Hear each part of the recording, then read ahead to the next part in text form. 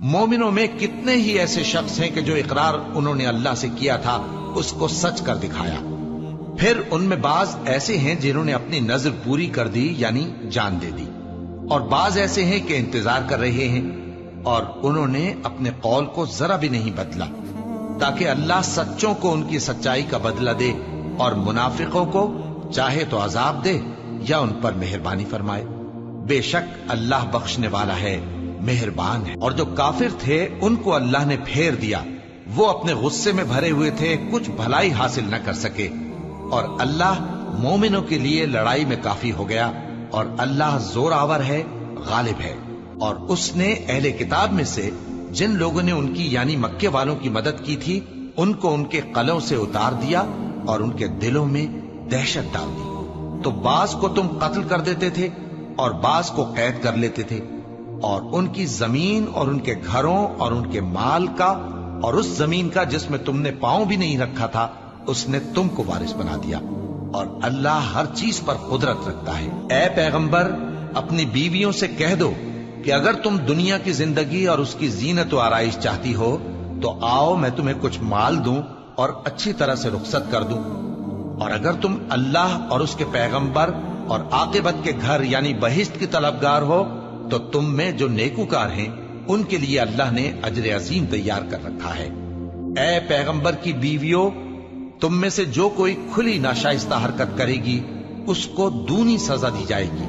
اور یہ بات اللہ کو آسان ہے. اور جو تم میں سے اللہ اور اس کے رسول کی فرما بردار رہے گی اور عمل نیک کرے گی اس کو ہم دونا ثواب دیں گے، اور اس کے لیے ہم نے عزت کی روزی تیار کر رکھی ہے. اے پیغمبر کی بیویوں، تم عام عورتوں کی طرح نہیں ہو. اگر تم پرہیزگار رہنا چاہتی ہو تو کسی اجنبی شخص سے نرم لہجے میں بات نہ کرو، تاکہ وہ شخص جس کے دل میں کسی طرح کا روگ ہے کوئی امید نہ پیدا کر لے. اور دستور کے مطابق بات کیا کرو، اور اپنے گھروں میں ٹھہری رہو، اور جس طرح پہلے جاہلیت کے دنوں میں زیب و زینت کی نمائش کی جاتی تھی اس طرح اظہار زینت نہ کرو. اور نماز پڑھتی رہو اور زکوٰۃ دیتی رہو، اور اللہ اور اس کے رسول کی فرما برداری کرتی رہو. اے پیغمبر کی گھر والیوں، اللہ چاہتا ہے کہ تم سے ہر طرح کی ناپاکی دور کر دے اور تمہیں بالکل پاک صاف کر دے. اور تمہارے گھروں میں جو اللہ کی آیتیں پڑھی جاتی ہیں اور حکمت کی باتیں سنائی جاتی ہیں ان کو یاد رکھو. بے شک اللہ باریک بین ہے،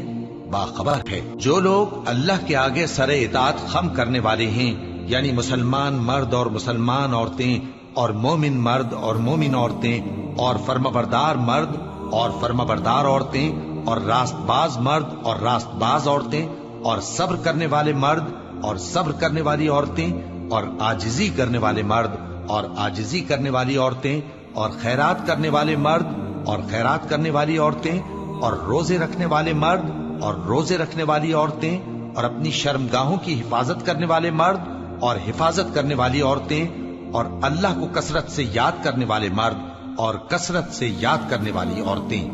کچھ شک نہیں کہ ان کے لیے اللہ نے بخشش اور اجر عظیم تیار کر رکھا ہے. اور کسی مومن مرد اور مومن عورت کو حق نہیں ہے کہ جب اللہ اور اس کا رسول کوئی بات طے کر دیں تو وہ اس کام میں اپنا بھی کچھ اختیار سمجھے. اور جو کوئی اللہ اور اس کے رسول کی نافرمانی کرے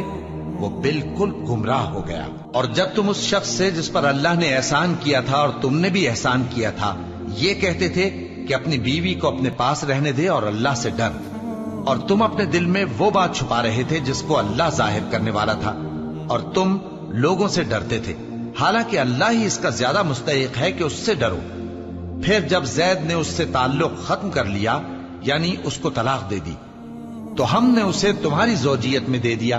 تاکہ مومنوں پر ان کے منہ بولے بیٹوں کی بیویوں کے ساتھ نکاح کرنے کے بارے میں جب وہ بیٹے ان سے اپنا تعلق ختم کر لیں یعنی طلاق دے دیں کچھ تنگی نہ رہے. اور اللہ کا حکم واقع ہو کر رہنے والا تھا. پیغمبر پر اس کام میں کچھ تنگی نہیں جو اللہ نے ان کے لیے مقرر کر دیا، اور جو لوگ پہلے گزر چکے ہیں ان میں بھی اللہ کا یہی دستور رہا ہے اور اللہ کا حکم ٹھہر چکا تھا. یعنی ان پیغمبروں میں جو اللہ کے پیغام جوں کے توں پہنچاتے اور اس سے ڈرتے اور اللہ کے سوا کسی سے نہیں ڈرتے تھے، اور اللہ ہی حساب کرنے کو کافی ہے. محمد صلی اللہ علیہ وآلہ وسلم تمہارے مردوں میں سے کسی کے والد نہیں ہیں، لیکن اللہ کے پیغمبر اور نبیوں کی مہر یعنی سلسلہ نبوت کو ختم کر دینے والے ہیں،